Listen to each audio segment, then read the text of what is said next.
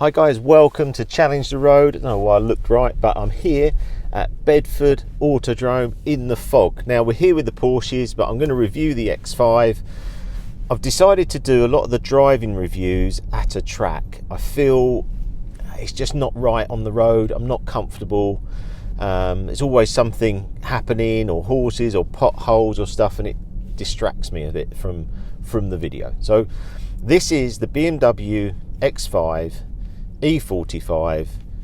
Go and buy one. I'll do the review on it, but it is one of the best cars. And how do I know it's one of the best cars? Well, I'm struggling to change it, and trust me, I love changing my car, but I'm struggling with this.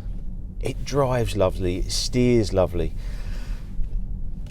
I don't know, I haven't done a video. I've done like 8,000 miles in it, and I haven't done a video yet because there's not that many bad points. I might as well just tell you that, yeah, it's really good. The only negative was from the videos I've done before, just I've had to put 4 new tyres on in the last week, but it's not the car's fault. It's UK roads. Everyone's having the same problems. The only thing is, when I done it, I needed to have 2 new tyres each side, because apparently with the BMW sensor, if it's within, well, not within 2 mil of tread depth either side, you have to get 4. So I can't remember how much they were because I just got it done. You'll see the punches, I'll put the picture up, they were pretty bad. From a point of view of living with hybrid, I really like it. I think that this 40 odd miles of hybrid is absolutely fine for my driving. I've been on long journeys, it's comfortable. And then I have to think, well, if you're looking at buying one, you're going to think, Richard, what's the competition? Obviously, I think that the Porsche Cayenne and this are very, very good cars, and they just work. Obviously, I drove the Defender. I was looking at the Defender, looking at Range Rover as well, and I know I love the interiors on that, but insurance costs are still quite high. There will be a video on that. So yeah, so going back to that, I had the Range Rover, went in that. I think the Range Rover interior I really like. But this is super comfortable on long journeys. I was just looking at some of the figures here. It says 3.3 miles per kilowatt on here, which is quite high. But in fairness, you know, if I'm just doing short journeys and that, the electric's been absolutely fine. I still believe that hybrid is the best. Thinking about value, because I went in and looked at Range Rover Sports, because I thought, well, they're a similar size, Richard. You've been looking at Range Rovers and maybe they're a bit bigger. And the Range Rover Sport is a really, really nice car, and it has 70 miles of hybrid.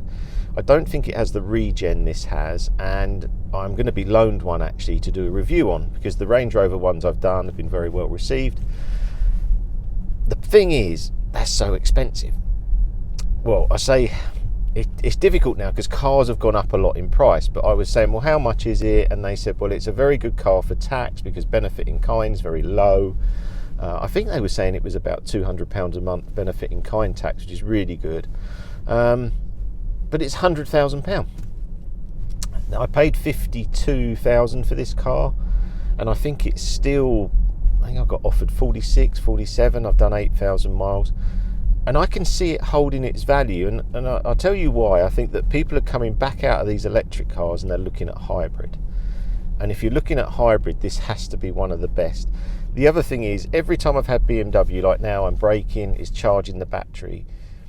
Their hybrid systems are very good. I had the 530e, we had 2 of them actually, and it's just brilliant because you've got regen all the time. So the harder you brake, so if I go up here, and I brake hard, it's regenerating that battery. So when you go for a journey, you can bring that battery almost back to life. With a Land Rover, it's just obviously just goes down as you go. I'm going to pick up on one thing on this car, and it's unfortunately, because I'm at the track today, I haven't got any battery left. I should have kept some, but I done it on a previous video. I don't like driving not in adaptive drive, and what happens is, if you go on a motorway and you accelerate, I'll try it. It says I haven't got any battery, but it's saying electric. This is the electric speed. It's very, very slow. The pickup's very slow, so I always have it in adaptive. always. I just drive it in adaptive, let the car's more intelligent than us at driving and knowing the road and Google Maps, let it do its thing, and it can, you know, give you the best MPG and the best experience of driving. So that was pretty much the only things have been the electric not being very quick and the tyres, but the tyres is not their fault. The roads are just horrendous, aren't they? I'm trying to think of anything else for you. It's very comfortable in the back. There's a lot of room. The boot space is good. I'd say the plug-in, I'd say it's up to about, I think I get about 45 miles, which is good. The look of the car, okay, we can come to looks of the car. I'm not a great fan of the looks. I think it looks okay. This is my third X5. Had an 05 and 07. They were all in black, which, to tell the truth, I'd rather have like a dark blue in this car. I don't know, I can't find much else apart from, yeah, I think that some of the other cars look better. I like the look of the K and I like the look of the Defender and that, but it's going to take a lot now to change me out of this. Just going around this track is really nice. I'm just practicing because we're going to go around in the Porsche, going really slow. The ride is good. It's a little bit firm, but since I changed the tyres to new tyres, it feels good. I can't really go on much more. I think that if you're going to get one of these cars, you're going to be very happy. Oh, the only other thing was sport mode. Let's just go in that now. We can do, they said we can do up to 60 with no crash helmet on. It's really nice. It's really good. And you've got the paddles here. And I really enjoy sport mode. And listen to it. That's quite a nice sound. Really enjoy sport mode in this car, and I was driving it trying to be economical, and then when I put it in sport mode I loved it. And I know on the E50, put it through these bumps, here you go. On the E50 it sounds even better because my friend's got one, and I said, come on, lend me the E50 because it sounds even better. It sounds almost like a little bit of a V8, which is crazy. So yeah, I hope you enjoy these videos. I mean, if you put in the comments anything, I always reply if there's anything else you want to know. But no, it's been very, very good car for us, and I've still got it, haven't I? So yeah, how am I going to change it? I don't know. Or I'll get the E50.